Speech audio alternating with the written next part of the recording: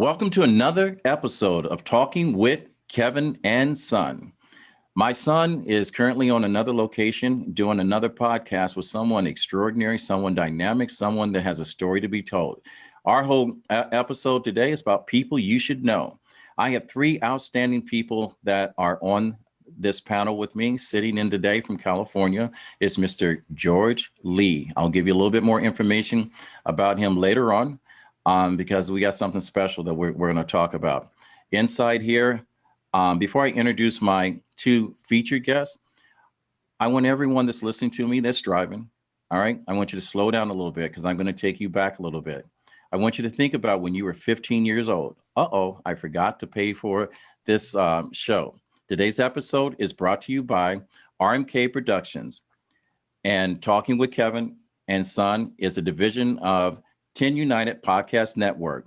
Through the power of story, our mission is to uplift, inspire, share empowering stories, experiences, perspectives using the framework of learning and teaching. Our purpose here is helping people every single day. Our new sponsor, KMG Marketing Group. You only have 7 seconds to make a difference in a person's life. So does your business. KMG Marketing Group takes care of all your business marketing needs, from marketing strategies to implementation to measuring results. KMJ Marketing Group makes getting the word out about your business personal. Why? Because they care. So going back, today's guest is someone extremely special. I had an opportunity to meet him a couple of days ago. I got a chance to run my fingers through his hair, put my arm around him. His mother I've known for almost 4 years, all right? Our other special guest I've known for a lot longer than 4 years, but I want my listeners to inhale and then exhale, and I want you to think about what you were doing when you were 15 years of age. I know for me, a lot of us look back, we were just about to enter our freshman year in high school. Some of us were trying to live out a dream. We had a little band in the garage. We made a bunch of noise and we called it music. And then for many of us, we were just kind of living day by day, trying to figure out what life is going to bring us. But today I want to bring you someone that reminds me of me when I was 15 years old. I'm not as good looking. I'm not as talented as he was. I probably run faster than him, but he does have some speed. But he's a sophomore at Downingtown High School in Pennsylvania. He is 15 years old.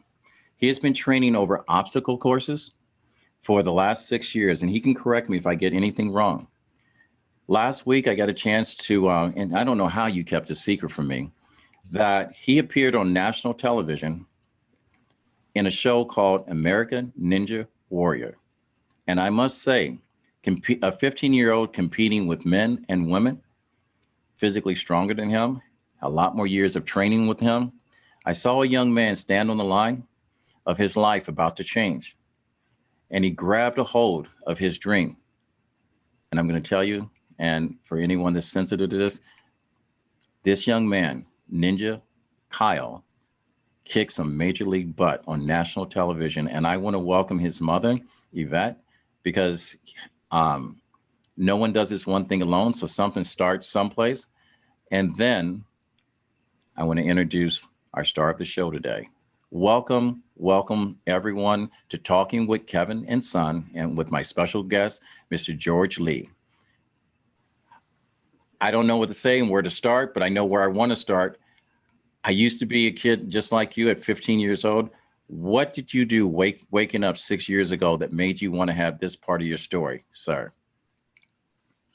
I just want to say thank you so much for having me just on this show. It means a lot. And yeah, so I just saw the show American Ninja Warrior. I just saw it on TV, and I started doing sports when I was a littler kid, like soccer and basketball and things like that. And I was just super uncoordinated and just not into those sports. So I saw American Ninja Warrior on the TV as a little kid, and I was thinking, this looks so fun. This looks awesome. And I really want to try it. So there's a parkour gym about 20 minutes away from us. And I was able to start going there. I did some parkour. I used to do gymnastics before this, and I was super into it. Then this gym called iCore Fitness opened up, and I was able to start training there and started doing little competitions. And I met some people, and then it all just kind of fell into place. All right, Mom, I need to ask you this. when your son came to you, and I know many kids, and if you're listening to this and you have a dream and you stutter a little bit and you don't have the confidence to tell your parents what you really want to do, because we all are trying to get our kids to be something that we think they should be. When he came to you and says, I'm not going to be a doctor, I'm not going to be a lawyer, that I want to jump on crap and jump off of stuff, and I'm probably going to get hurt one day. What was the conversation between the two of you guys?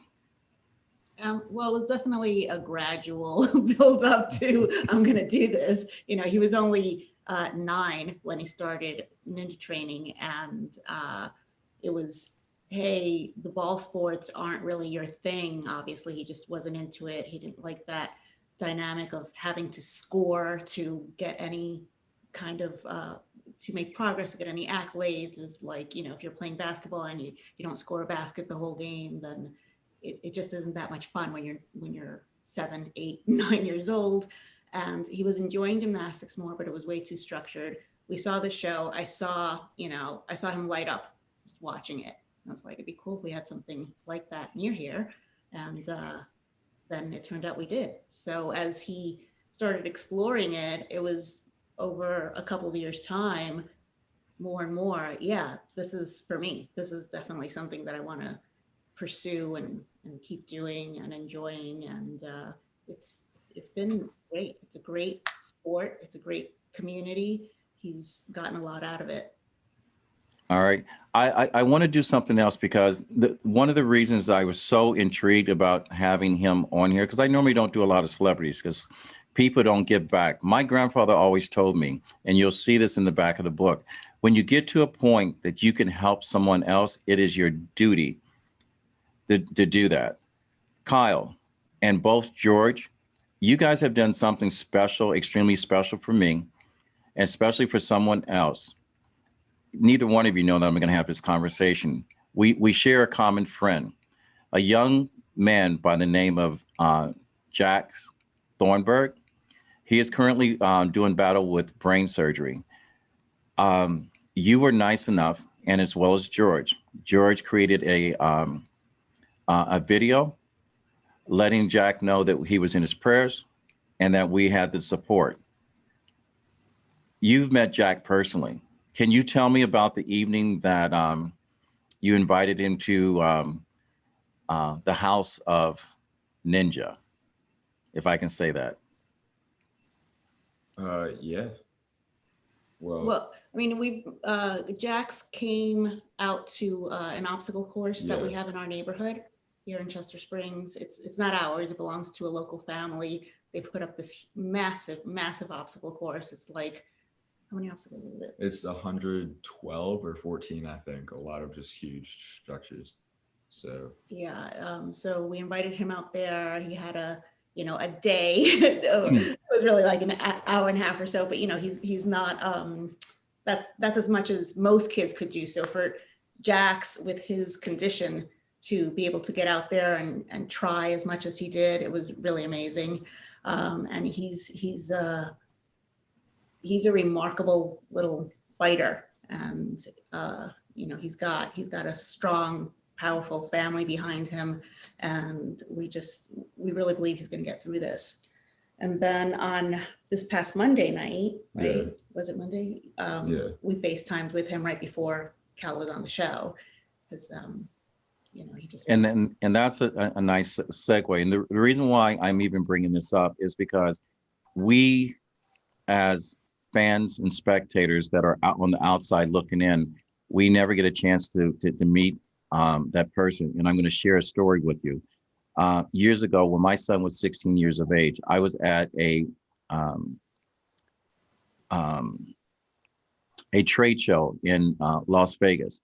One of my clients, Tosi, represented a young man by the name of Justin Bieber. I was lucky enough to get a video with me and Justin Bieber to send to my children, which I became a big fan of my household.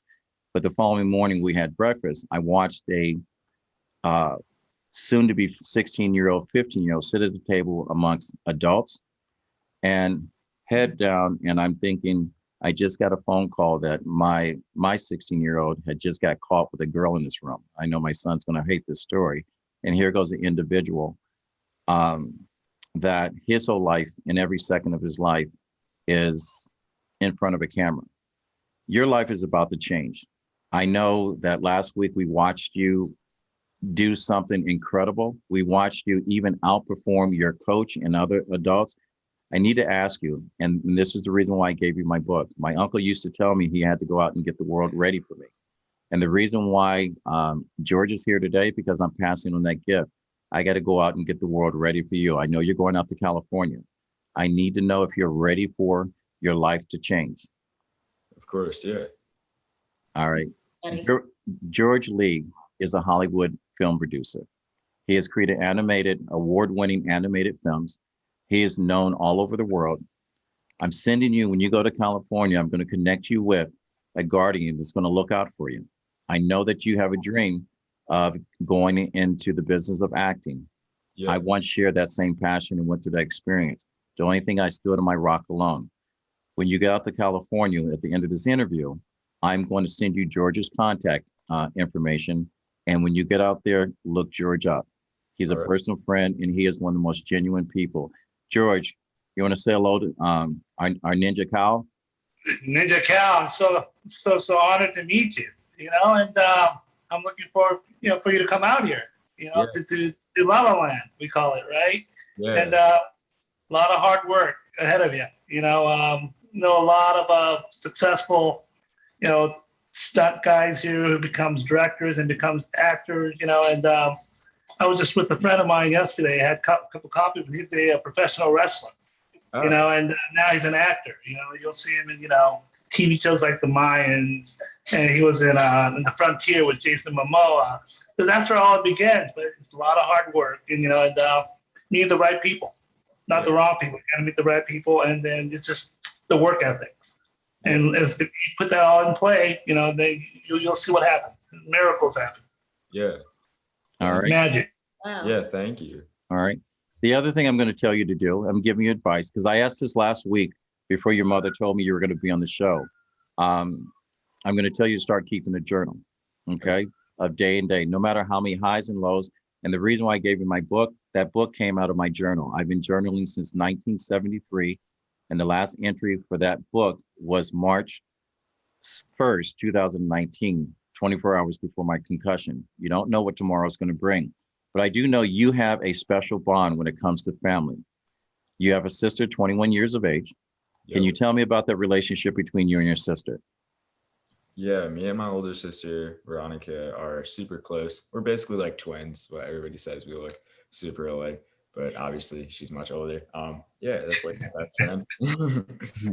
Veronica's like my best friend. She's always supported me with whatever I've chose to do in my life, and I've always done the same for her. But we always get at each other. Like, she just finished college, she has a job, and I'm like making fun of her for just like working at home. Like, oh, big worker now, huh? Like, it's a cool little relationship. Like, we're just the best of buds. But yeah, no, I love her to death. She's my older sister, nicest person in the world. I also have another sister, Karina. By the way, I don't want to leave her out of this. Karina's, all right. Yeah, she's my other older sister. She's out in California, going to college at LMU, Loyola Marymount. Same connection, super cool person. Love Karina, love her to death. And yeah, same connection, just playful thing. She's working hard out in college right now. And when I go to California, I'm going to be seeing her. I'm excited to see her. So. All right. Mom, you a little nervous about seeing your little man step out into the world? I'm really not. I feel like he just takes things in stride so well. He handles it. He's a champion. He just is. He was born that way.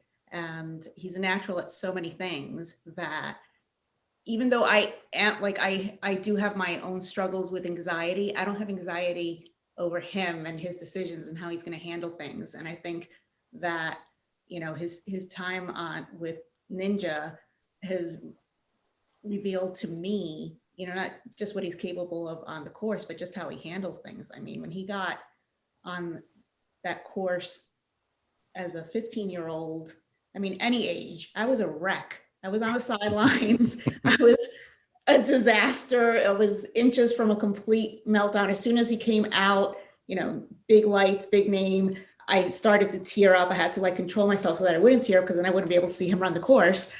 He was, you know, super cool. He just got out there, and I'm going to do what I have to do and do my best. And if it works out, great. And if it doesn't, we'll see what's next, you know? So I aspire to have that kind of approach to the big things that are important. Yeah, it makes it easier to not worry about how he's going to take on anything big, that he just handles it. And it's a little weird, but it's good. Mr. Ninja, is there any questions you want to ask George, since you guys are going to be getting to know each other very soon? Yeah, what's it like directing out in California? What's it like? I'm sorry, one more time? What's it like directing out there in California? Well, I mean, I've been native Californian all my life, you know, and I grew up in California, and I've been in the business, in the entertainment business, over 25 years now, you know, and you know, look, you can't beat the weather out here, right? Oh, yeah. I mean, I'm sure your sister tells you that all the time, going down, which is right around the corner, you know, where we live. But you know, California is great. You know, California is great.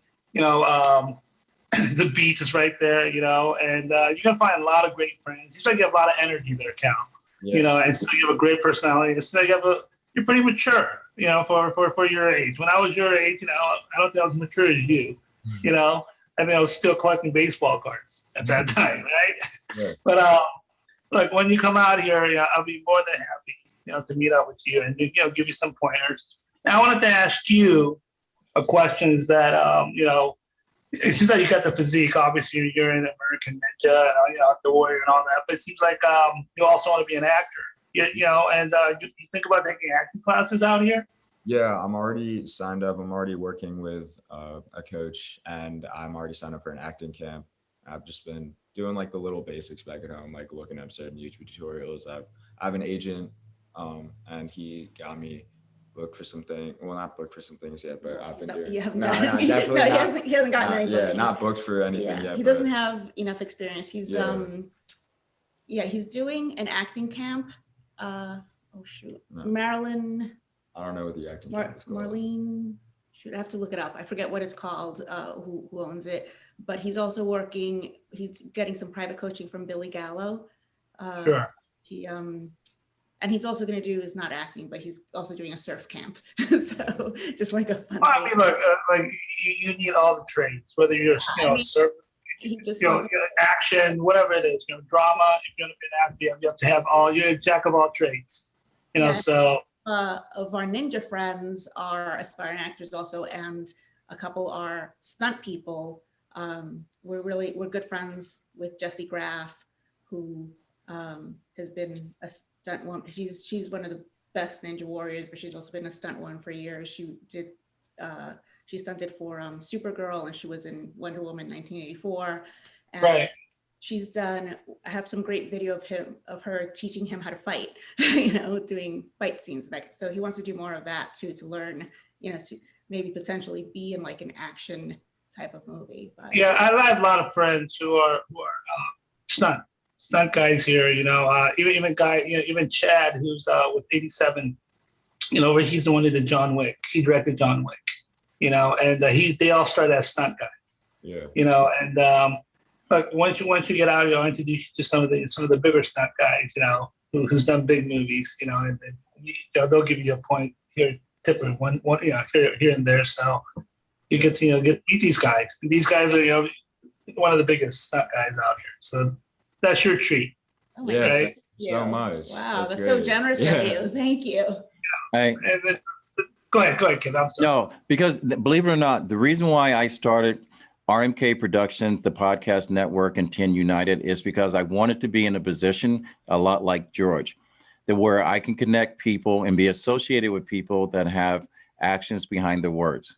When we created this whole network, I wanted to make sure if I had a sponsor or an advertiser, if I had to call on someone and says, I need your help, it was no question. There was no debate. There was there. When I called George, and even when we went to #JackStrong, George I think I called you. It's 3 hour difference. It may have been 6 o'clock in the morning. George took my phone call. He recorded a video. He has never let me down. So George can call me 24/7. I'm also going to tell you, young man, I'll give you my number. You can call me 24/7.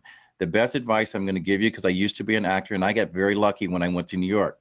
I was there 2 weeks and I got an agent. I was there 2 weeks and I got a manager. I was there less than 3 days. I had a job on a soap opera. I knew zero about acting. And I think that the biggest reason why I started booking jobs is because I was just having a good time. Yeah. All right. And I'm going to tell you, when people ask me the one thing about my life as a 15-year-old, because I grew up with hard, is that if I had to do anything else in my life, it's at 15 or 16, what would I do different? I would say have fun. And I'm going to tell you the one key piece of advice that I'm going to give you is that you're going to have a lot of opportunities that are going to be thrown your way. Some are going to be good. Some are going to be taking advantage of you. I'm going to say, keep your circle of friends close to you. Anyone outside that circle is called associates. All right. A lot of times that world is not your world. And make sure that you have a group of people. And if you look at your hand and take away a couple of digits, there's only going to be a certain group of people that are going to be dead honest with you. Everyone else is going to be a fan and is going to let you walk into trouble. And when you're in trouble, they're going to walk away from you. Your good friends are going to be honest with you. I think, George, am I giving him good advice? Great advice. And, you come into this town, especially in Hollywood, there's a lot of bad people here who will take advantage of you, and especially, because it's all about, trying to get to the front of the line, and kind of step on you, right? The thing is, Kevin's absolutely right. Keep your circle of friends around you, and build your base. Once your base is there, because a lot of people don't have the base and the foundation, and it just collapses. And that's what you don't want. And at your age, you're 60, you're going to see so much now, especially in this town. If if you're going to be an actor, and you're very successful at it, you're going to see many things. You're going to meet a lot of people, and they want a piece of you, especially when you're very successful, and you just have to be very selective who you want to be part of, because everybody's going to want a piece of your cloth. Yeah. And so I'm going to go back because I'm a big fan of one of your friends, Jessie Graff. What was it like the first day you met her? I saw her when she came in and she was in your position. All right. I know that you've got people giving you advice, and George and I have given you some advice. Who do you turn to in this world, in this new world right now, that their words touch you much deeper than the conversation that you're hearing? Who's that person? Probably just my mom is pointing at herself. I would say my mom, honestly. Like, that's one of the people, but probably my older sister Veronica too. I go to her a lot for advice, but definitely my mom too. Don't worry about it. It's you too. She's gonna get jealous. She's gonna talk to me about that later. But, that's great. No, I fully approve of him going to Veronica for things. She's wise beyond her years. Now, who's Veronica? Veronica's my older sister, the 21-year-old. All right. Lady from Syracuse. So yeah, anytime like I just need advice or whatever, just thinking about something, I'll always just tell her, and she's super honest with me. Because sometimes I'll come to her with a really just not smart sounding idea, and I'll be like, what about this? And then she'll be like, nah, not that one. And I'll be like, okay, yeah, thanks. That's good advice. And she's always super genuine. She's like, you can do this if you really want to just put your mind to it, or I'm sure that you could do this, or this would be a good idea. And I always take that to heart, because I know that she's being genuine, because she just wants what's best for me. She's my older sister, and my mom's the same way. She's always throwing ideas at me, and she's always helping me out. And I do take that to heart, but yeah, not enough. All right. Well, one of the reasons I invited your mom here, and the reason why George is here, is because I'm a firm believer that no one can do this thing of life alone. But I also know that when I was growing up, some of the old heads, when I was talking about my dream, they talked about, you got to have a backup plan. Well, do you have a backup plan? A little bit. I mean, I think working in stunts would be really, really cool. I don't want to put that just as a backup plan though, because I do like the idea of stunts. But there's always just ninja, not just to fall back on, but um, see, I got like a bunch of joint issues going into like recently with ninja. I had the surgery and all this and that. But I could always just my friends are going to be training ninja for years and years and years. I could always just hang with them for a while, and they're going to be starting gyms. I could just start a gym with one of these guys and help out with that, then do some ninja for a while because you can do appearances. I could be a coach, start a gym, things like that. So I think I could fall back on ninja. All right. I kind of set you up. There's a reason why I asked you that, and George is probably knowing where I'm going with this.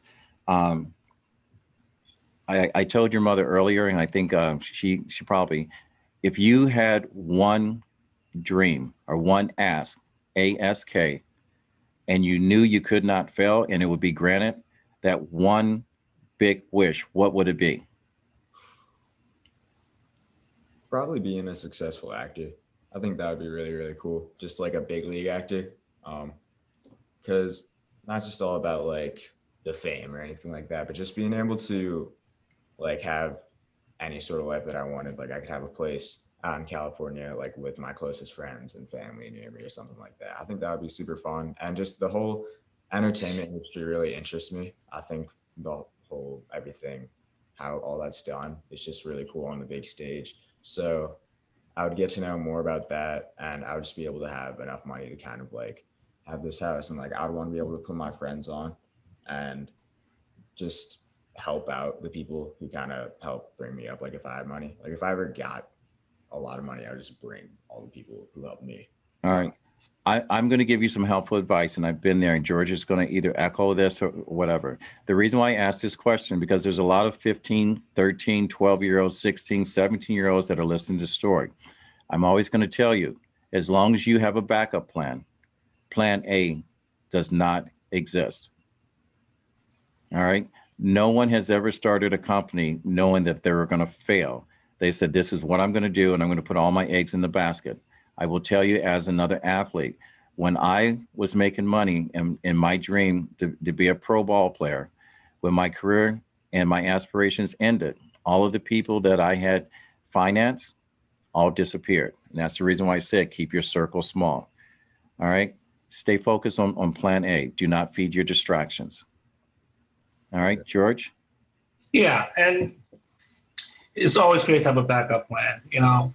And I don't believe in them. The thing is, your initial plan. That's your initial plan, because you want to be an actor. And to me, you know, acting is like anything else. Whether you're an athlete or an actor or any skill that you have to put work into it. Yeah. If you're a baseball player, you got to go out there and keep in batting practice. You know, if you're a football player, you know, if you're a receiver, you got to keep catching those balls. Right? So you got to hone in on your skills, because you have no idea the competition you're going to have when you come out here of every 16-year-old who wants to be, you know, where you want to be. So how are you going to be better than them, or how are you going to be able to be, you know, noticed is, you know, all up to you, because you have to improve your skills every day. Whether it's 5%, 10% better every day, you just have to get better to get noticed in this town, because there is a lot of competition. I'm not trying to scare you. Yeah, I know what you mean. I'm not trying to scare you. I'm trying to prepare you. Yeah. Okay. And once again, you have an agent, you know, he might be your agent for the rest of your life. He might be your agent for 1 year. We don't know. You see what I'm saying? But the thing is, what I would love to do is, when I meet you, is, you know, give you a handful of people who I know are real in this town. Okay, because a lot of people in this town say they're this, they're that, they're not. And that is the truth. You know, that's why, you know, I don't go around telling people I'm a producer, you know, because I actually produce. But the thing is, you know, I don't need to tell people that. Yeah. You know, because I make my products and my films, it shows that way. So the proof is always in the pudding. So meaning that when you want to be an actor, you have to prove that you're an actor. Yeah. The people will accept you, okay, as an actor. You can't go out saying I'm an actor because, you know, unless you do things, then they'll never take you seriously. Therefore, you have to hone in on your skills and improve it and be the best you could be and enjoy also. Enjoy it. Be happy. I have 3 kids older than you, you know, and what I tell them, you know, my youngest daughter is a graduate, you know, from USC this year. She went to film school. She's a very, very skillful director, you know, but the thing is, I always tell my kids, when you wake up in the morning, do the thing that makes you happy. It doesn't matter if you're an actor, an athlete, an accountant, a lawyer, or a doctor. As long as you're happy, that you're able to go to work and I'm happy at work, then success comes with it. Yeah. All right. And I am going to turn to your fan base because you have a fan base ranging from 10-year-old girls, I've asked, ranging from 18, 21, 16, 15-year-old boys that want to be just like you. I'm going to address one or two of the questions that some of the girls asked me. You've already know this. Do you have a girlfriend? No. Don't answer that. That's not the way to set him up there, Kevin. That's not good. Let me ask you. I trained 2 Major League Baseball prospects, and the first thing they asked, and they're about to go into the first and second year of colleges, and both of them asked, they want to know your morning routine, and we're walking into your your competition, and I want you to tell us how that went. But first, they want to know what's your morning routine like. Just any average morning. Just any average morning. What's that look like? What do? You get up at 12 before noon and call that the morning? Are we talking summer or school year? Because there's a big difference. So you are a normal 15-year-old kid. I'm the most normal 15-year-old kid. All right. So you know you are a role model, and everyone's dying to hear. And I know every young person says, when we're going to talk about your show. I know I sat with on bated breath, and your mom, I'm going to tell you, if anyone knows your mother, if you got a secret to tell Ivette. For some reason, she kept this so close to the vest. I saw you a couple of days before this aired. I ran my hand through your hair. I hugged you. I was about to give you coaching advice, and your mother stopped me and says, just tune in. So I wanted to know if you want it or not. I'm not going to ask you that because I know you can't do it, but I do want you to walk us through from the time you got up that morning, what you were thinking about, what you were feeling, how nervous you were, to the point of standing back there waiting and watching the other competitors and watching your coach fall off one of the events that you made it past, because the little personality that I see right now was not the personality I saw when you rang that buzzer. Yeah. I want you to walk your fans through one of the most exciting events that I've seen a 15-year-old experience as an adult. Go ahead, rock our world. All right. So I got out of bed. I'm just going to start from you. Yeah, I got out of bed. Well, we were in Seattle. Yeah, we were in Seattle. They flew us out to Seattle in this hotel. I got out of bed and I turned on some tunes. I feel like that's always a good way to start your day. You turn on some good music that you like. And today was competition day. So I have my workout playlist, which is all just music that gets me going, like really turns up and hype. So I turned on some tunes, and then I did an actual morning routine. Like I got up and I brushed my teeth and I flossed and I washed my face and all that good stuff. Then I went downstairs to the hotel. We grabbed some food because you had to eat. And I was feeling a little nervous. Honestly, not as nervous as I thought I would, just because I had a little bit of experience competing on TV before with American Ninja Warrior Jr. I was on 2 seasons of that. And I was in the hotel. Everybody competing was in the same hotel. So I was the last qualifying group to go. And I already saw how a bunch of my friends did on past nights when they were filming all these different courses and all this and that. And I was just talking to them. I was like, what's it like because it was filmed in the Tacoma Dome. So I was just talking to them. I was like, what's it like there? And they had different courses. So I couldn't really ask a whole lot except for certain things. Like some things stayed the same. The warped wall was the same and the steps. So I would just say like, oh, how is this and how is that and how is filming? And we're all really friendly, like the community. So I just kind of spent some time taking my mind off the competition since I didn't know my course yet. And I was just trying to relax a little bit and talk to the people before I had to actually start thinking about my run. So I was talking to some people for a while, grabbed some lunch, and then we were able to hop on the bus that shuttled us to the Tacoma Dome. It was about an hour on the shuttle. I was talking to one of my buddies, Joe, on the bus, and we were talking about the course, what we thought the Tacoma Dome would be like, all this and that, all that good stuff. And we got to the Tacoma Dome. They had us wait outside for a little while, and we had to do some roll call, all this and that. But we were kind of just waiting outside for a little while because we were the second group of the day, actually. They had an earlier group. We were the afternoon group. So the earlier group was still running, and we weren't allowed inside yet. So as they were finishing up running, we're all kind of just jittery outside. We're all kind of like, oh, like, what do we think the course like? And all of our friends were running too. So we were like, oh, how do we think this person did? How do we think everybody did?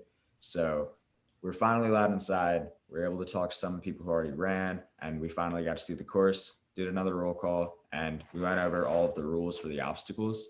So that was just really the first moment where you're there. Warm-ups and keeping your elbow loose. Well, that's after the rules. So that was the first kind of like moment that you're there, because you see the course and it looks so much different in person. Because they got all these angles on TV and you're just there, like in person. And I was just sitting there thinking, okay, this is way different than I thought it would be, but it's okay. In a good way though, because everybody trains so hard. And this course was just honestly like something that we could all do in training. A lot of like the people who I talked to, and I was thinking like, yeah, we can all do this in training. There's a couple new obstacles at us, but we just got to do them, can't fumble them. And you do the rules, and we're finally all in the warm-up zone. I'm talking to Flip for a little while. We're kind of talking, we call it beta, like what the strategy is going to be. We're talking about all these obstacles. Like the first obstacle, just look at your next foot, and everybody's planning so hard and warming up. And I have my headphones in as I'm just warming up and thinking of a plan. You got a monitor in the room that shows you people running the course. I was one of the later runners, and I saw some people running, and I saw some people who were good running, and people would clear and people would fall. And it always just makes you think like, okay, I'm going to do that on this obstacle. If somebody falls because they held the bar like this instead of like this, you hold the bar like this so you don't fall. It's all about getting the right beta in a lot of competitions. So I was finally just warmed up, and then they said, okay, Cal to Flip sideline. And I was finally watching Flip. I knew that Flip could do this course. Flip's a tank. He's a beast. He's been on the show for so many years. 11 years. Yeah. Also just Flip's your coach, right? Not my total coach, but we're close because he lives in Florida and I live in Pennsylvania. But we're on like every time we see each other at a competition, we always like hang out with each other for a while. And anytime we're in the same town or we know that we're going to be in the same place, we just let each other know, and we always hang out for a while. But he lives in Florida, so I don't get to see him super often, but we're close for sure. And I was able to see him compete. I was super excited because this is his thing, you know, for 11 years, tank. And I just want to say Flip is also like the most genuine dude ever. A lot of people put on like acts for cameras and things like this. Flip doesn't do that. He's the realest dude I've ever met. So I was super ready to see Flip take on the course. There had been a fair amount of people who cleared already, and I was like, yeah, Flip's got this. I know he's got this. And he's running. He's doing super good. Me and Flip's girlfriend are cheering on the side, like, let's go, Flip. You can do it. And he's on the 5th obstacle. There are 6 obstacles on this course. He's on the 5th one. And the last one's the warped wall. Almost nobody fails the warped wall. So we're like, yeah, he's home free. Like he's halfway across his 5th obstacle. He's going to do it. And then he falls on the 5th. Yeah. One of his hands just didn't get on the board enough because it was a weird pivoty board type obstacle. His hand just didn't get on, and he peeled. He didn't have enough grip just because I don't think he got high enough. I don't want to misexplain how he fell because that's the most annoying thing. Hey, I watched you because they had a camera on you. All right. I did not see panic or fear on your face. When you watched him drop, what happened? What were you thinking? I was just thinking like, because I saw him miss the board, or I saw him peel off the board, and I was like, not panicked or confused. I was just kind of in shock a little bit. Like my hands went on my head and I was like, no way that just happened, because I was totally expecting, I already saw it in my head. I was like, he's going to hit the buzzer. It's going to be a great clear, all this and that. He's going to talk to me on top of the wall. Like, what's up? But then he fell and I was like, oh man, like I didn't see it coming. So I was a little bit in shock, but me and Flip, like we had a little bit of like a friendly rivalry going. We were racing for the fastest time. And that was kind of our little thing. We were like, I'm going to get the fastest time. And he was like, no, you're not. And then he fell and I was like, oh man, wow. Like I just didn't see that coming. Like, do I trash talk him right now or like, nah? So Well, I want you to hold on to that thought right quick because I need to pay the bills. I want to let everyone know, and I know you guys are all excited about what happened next. For those of you that have missed the episode, or those of you that are not following, you should follow this young man because he's going to give you some information on how to reach him. But I want to let you know this episode is brought to you by KJ Marketing Group. You have 7 seconds in order to make a first impression on your business. KJ Marketing Group also cares about your marketing needs, from your marketing strategies to implementation to measuring results. KJ Marketing Group is getting the word out about your business. And they make it personal because they care. So let's come back in a second. You've already watched Flip fall. Yeah. The camera is on you and your eyes light up, and all of a sudden, the 2 hosts are going, oh my gosh, what does it do to you? You are now on that podium. You are about to run. They pan over to you. They pan back over to Flip. You guys are fingers at each other. Before you take that first step, what's the first thing you said? And run us through the course. Well, I was just standing at the start line, and you have a Zoom audience that they show, and they're like, say hi to your Zoom audience, wave to all of them. So I did, and it was my sisters and my dad and one of my best friends ever, and he's one of the top ninjas. His name is Matt Bradley, and he's totally cool with me saying that. They were all on the Zoom screen. I was talking to them for a second. I was like, what's up, guys? Like, because they were told to get on the Zoom hours and hours before that, and I knew they were waiting to see me. So I was like, what's up? I'm finally here. Like, you guys happy to see me? Time. Yeah. So normally there would be a live audience, but yeah, because of Corona, we couldn't do that. So I said hi to them, and I saw my sideline. Saw everybody on my sideline. It was Flip, my friend Joe, this guy Jamie Ron, who's if you watch the show, you know Jamie Ron. He's really, really good. Captain NBC. Yeah, and my mom. So I just looked at them and I was like, okay, I got this. And the last thing that went through my head was, we can do this course. We got this. But if we fall, it is what it is. Sometimes we fall or sometimes we clear. So I was just thinking, let's just get out there and try to do our thing. So you kind of black out is what a lot of people say. You just black out when you start running the course. Almost nobody remembers like how they did, but I didn't completely do that with this comp. I remember just certain things. I remember hitting that first step, and I was like, okay, we're going, showtime. Let's get in the zone.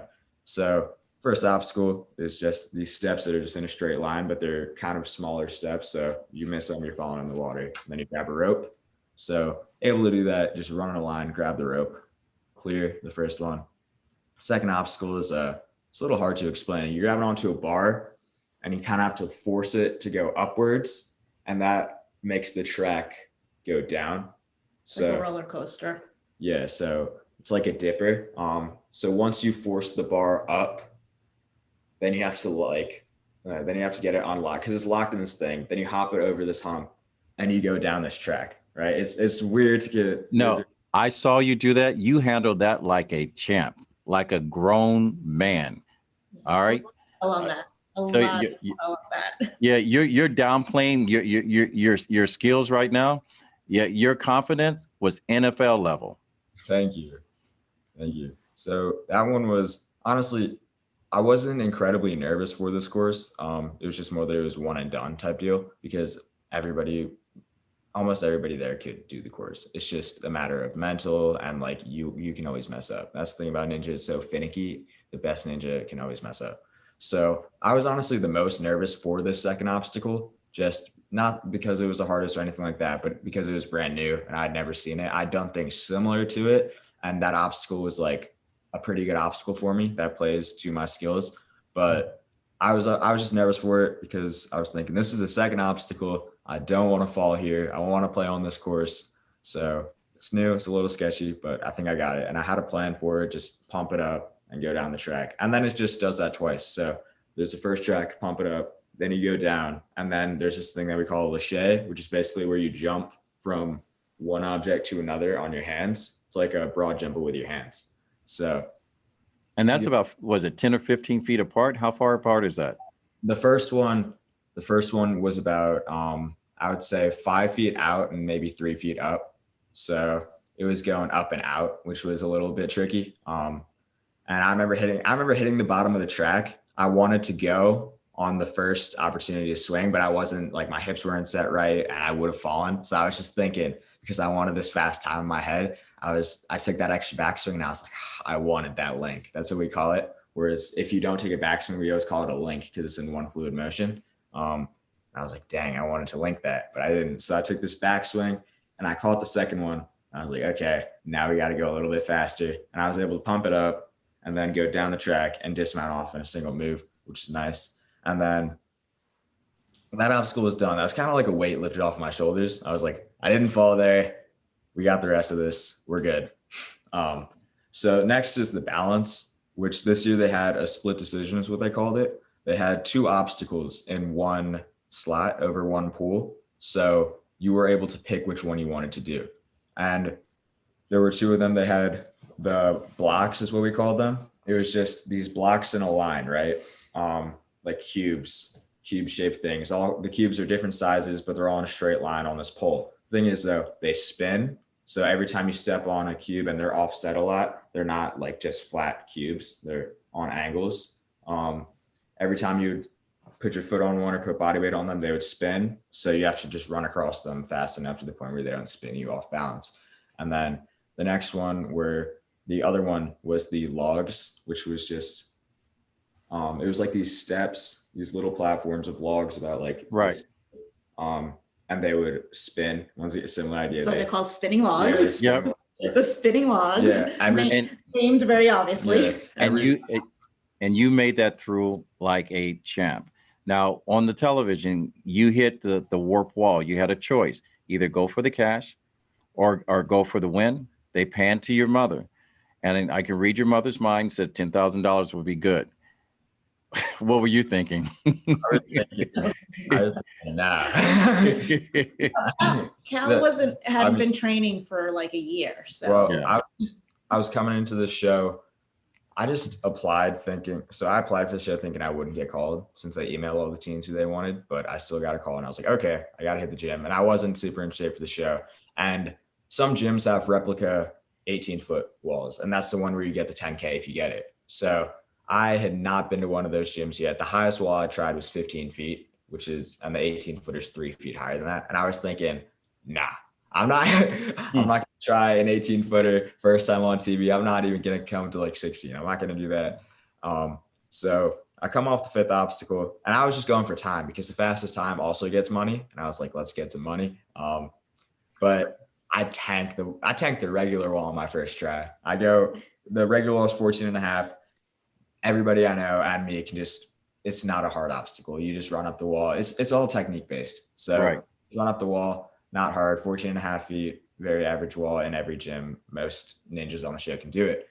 And I was like, okay, fastest time of the night. We got this. And then I just run right into the 14.5. I wasn't even close. I was like 3 feet from the top. And I was like, wow. That was not good. Like that was not a very good wall attempt. And I was thinking in the back of my mind for a second, like, I'm really glad I didn't try the 18-footer just solely because I tanked the 14 that hard. But I was able to wipe off my feet for a second. And I remember the host, Matt, he was like, hey, Cal, how you doing? And I was like, I'm good. Just catching my breath a little bit. And yeah, so I was still able, second try, got up it, didn't fumble it again. And I remember just climbing on top of the wall and hitting the buzzer. That feeling's unreal, because I remember being a little kid training for this, at the gym, parkour gym, I-Core, going to competitions, just all these flashbacks just flooding into my head and just hitting the actual buzzer, like on the show.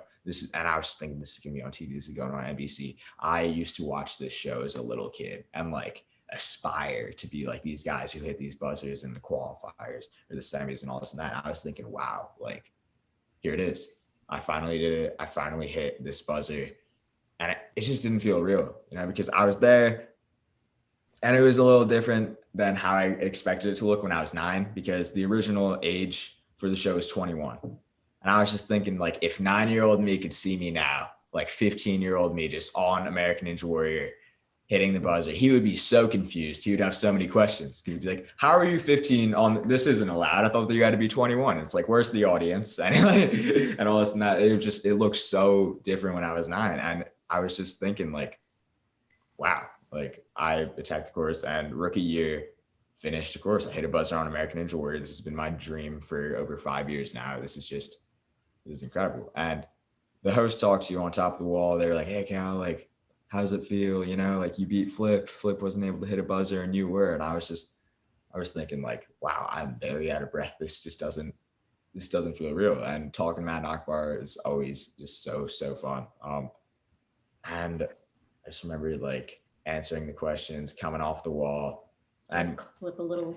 Yeah, I gave me and Flip's relationship was like all love more than anything, but we have a little competitive rivalry. So he was like, oh, Flip couldn't hit a buzzer and you could. And I was like, yeah, Flip, because Flip was talking so much before we ran. He was talking a lot of smack. And I was like, okay, we'll see what happens on the course. Let me say this. All right. And I've always liked, with everything I do, to end on a very positive note. The way that you explained you hitting that buzzer, you do know when you get up that wall, it's like everything else in life. You've overcome a lot of challenges that a lot of people talk about doing and are unable to do. The reason why you were successful, because you were willing to put in the work that a lot of people would not do. I want you to remember the feeling of what it felt like hitting that buzzer, because I will tell you, everything is the first time when your dreams come true. George will say the first time he actually sat on a set of a film that he was either directing, producing, or a screenplay that got bought and it became true. We all had first times, and a lot of people didn't believe we can do it. We all know what that buzzer feels like. You know, I even did this when I started this podcast network. I never want you to ever forget that buzzer. I'm going to have you back on this show when you write your book, because you're going to do something that's going to make another 15-year-old kid that is sitting on this couch, that his father, his mother, grandparents, or someone's telling him what he needs to do with his life. And he knows that he has a much deeper purpose in life and something he wants to do. And I always say, trust your gut. All right. So yeah. I know you're going to write this book. I also know that I'm going to ask you, if you feel comfortable and you're happy with this interview, I want you to come back. All you do is call and say, look, I want to promote my book. All right. I want to tell my story, because this is only the first chapter of your book. This is not your whole book. All right. This is the, would you say preface of the book, George? The beginning? I was going to say preface. Yeah. Yeah. So before I wrap up, okay, George is your new best friend. He's going to be your guardian angel. George, I want to leave him with a little something and leave our listeners with something, because they've all pulled over because we've listened to this incredible story of a person you should know. This is another episode of Talking with Kevin and Son. We're about to wrap up. We did an extended version on this because, you know, my whole purpose of writing my book is to make an impact on young people's lives. And the easiest way to make an impact on someone's life is to show someone that looks like you, someone that has grown up with the same experiences that you have, or someone that thinks that there's hope not there. My whole purpose is helping everyone, other people every day. All right. You have given someone hope today by example. You are now a hero. You're a role model. You never forget that you're a son to your mother, so always respect that. You are an example of the man that your father has taught you to be, and you're a gift to the world. George. Yeah, first of all, it's my honor to meet you both. You know, your mother, and you, Cal. You know, I have a mother also, you know, and it used to bother me when I was a little kid when, you know, people used to call me, you know, your mama's boy. But now as I got older, guess what? You know, I love being a mama's boy. Yeah. I do, you know. Look, just tremendous amount of respect, you know, but I would like to say that, you know, respect is a key word. Respect, you know, your parents, respect people, right? And respect yourself and respect your work. You know, that everything comes back in tenfolds because, you know, it humbles you. It humbles you, you know, and basically, you know, gives you the path and the road, which direction you want to go, you know. And when you start respecting, people respect you, you know, so it goes both ways, you know. And look, you have a long road ahead of you, you know, but like I said, enjoy what you're doing, take it in, you know. And you know, because you're gonna have many of those moments, like Kevin said, you know, when you hit that bell. There's gonna be so many times you're gonna hit that bell, right? Yeah. So enjoy. You know, can't wait to meet you, right? Both of you. And look, hopefully, you know, I can give you some insight in this town, you know, for what I do, and you know, and I'm looking forward to it. Yeah, thank you. I'm really looking forward to meeting you. And I'm going to do something that I've never done before on any of my platforms. I'm going to let you close the show. So to my listeners and my fans, if you've enjoyed this episode of Talking with WIT, Kevin and Son, and if you know someone whose story should be featured on either 10 United or RMK Productions, the podcast network on my show, please subscribe, like this page, share this video, go to YouTube, RMK Productions Network, or email us at talkingwithkevinandson.com. I always say find 1,000 reasons to be kind to someone. As my grandfather would say, when you get to a position that you can help someone else, it is your responsibility and to do so. Reach one, teach one. What I want you to do, our ninja future hero, I'm going to allow you to close out the show. And when you're done speaking, I want you to say fade to black and we're out. It's all yours. I would just like to say thank you so much for having me. And, you know, if you have a dream, anything that you want to do with your life, just go after it. And I think that seriously, anybody can accomplish anything that they want to do. Just go after what you love, work hard, work smart. And yeah, thank you so much for having me. It was great meeting you, George. Thank you again. And yeah, fade to black.